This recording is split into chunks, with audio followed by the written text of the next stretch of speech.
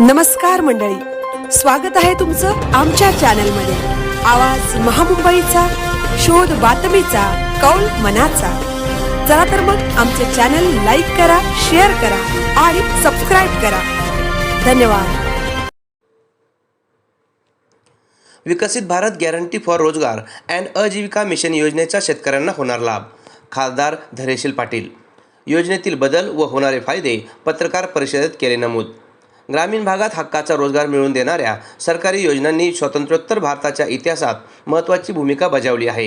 ग्रामीण भागात ज्या कुटुंबाचे निश्चित उत्पन्न नाही अशा कुटुंबांना किमान वेतनाच्या मार्गाने रोजगाराद्वारे उत्पन्नाची हमी देण्याचे काम या योजनांनी केले आहे।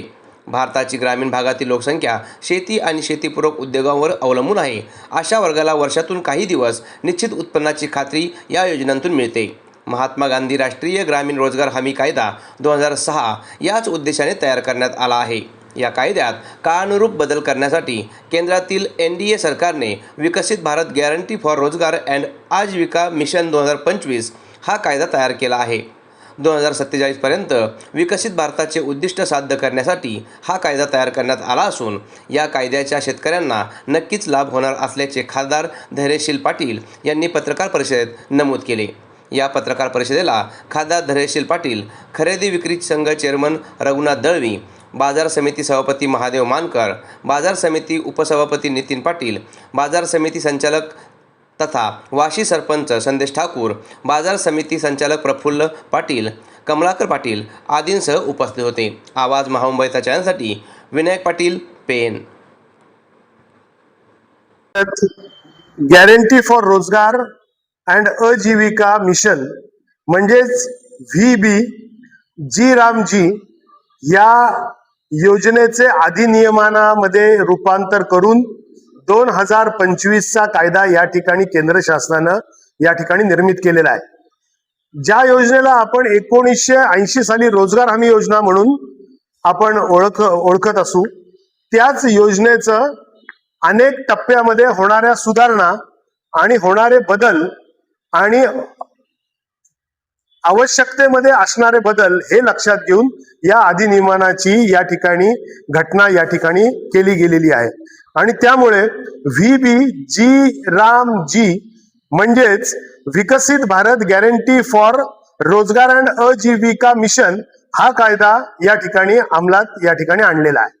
हा कायदा अंमलात आणण्याचं सर्वात महत्वाचं कारण की रोजगार हमी योजनेचं जे 2004 ते 2005 या दरम्यान जे रूप होतं की जे रूप नरेगा म्हणून या ठिकाणी ओळखलं जायचं, त्याच योजनेमध्ये असलेले कच्चे दुवे, त्या योजनेमध्ये असलेल्या उणिवा, त्या योजनेमध्ये असलेल्या कमतरता ह्या दूर करून 2026 या 20 वर्षाच्या कालावधीमध्ये घडलेले बदल, त्या बदलाच्या अनुषंगानं आणि 2047 सालाकडे विकसित भारताचा असलेला दृष्टिकोन इथपर्यंत पोहोचण्याकरता ह्या योजनेची या ठिकाणी अंमलबजावणी करण्याचा या ठिकाणी बेत केलेला आहे। या योजनेमध्ये जुन्या योजनेपेक्षा काही फरक केलेले आहेत। एक म्हणजे 100 दिवसाची रोजगाराच्या गॅरंटीच्या ऐवजी आता या ठिकाणी 125 दिवसाची गॅरंटी केलेली आहे। रोजगाराच्या उत्पन्नाची यामध्ये वैधानिक हमी दिलेली आहे। शेतकऱ्यांना रोजगार हमी योजनेच्या मुळे मजूर जर मिळत नसतील तर शेतीच्या कामाच्या काळामध्ये 60 दिवसाची विश्रांती या ठिकाणी दिलेली आहे। निर्धारित वेळेमध्ये पैसे मिळतील याकरता कालमर्यादा आखून दिलेली आहे। आणि अगोदरच्या योजनेमध्ये जो काही भ्रष्टाचार, ज्या काही उणिवा, जे काही चुकीची मंडळी या ठिकाणी करत असतील त्यांना निर्बंध होण्याकरता या योजनेमध्ये biometric identification, geo tagging, satellite survey, AI चा वापर या ठिकाणी करून ही योजना ज्या रोजगार आवश्यक असणाऱ्या बांधवांकरता केली होती त्यांनाच या ठिकाणी त्याचा लाभ व्हावा अशा परिस्थितीचे अनेक बदल, अनेक सुखकारक बदल, अनेक योग्य बदल या ठिकाणी करून माननीय मोदीजी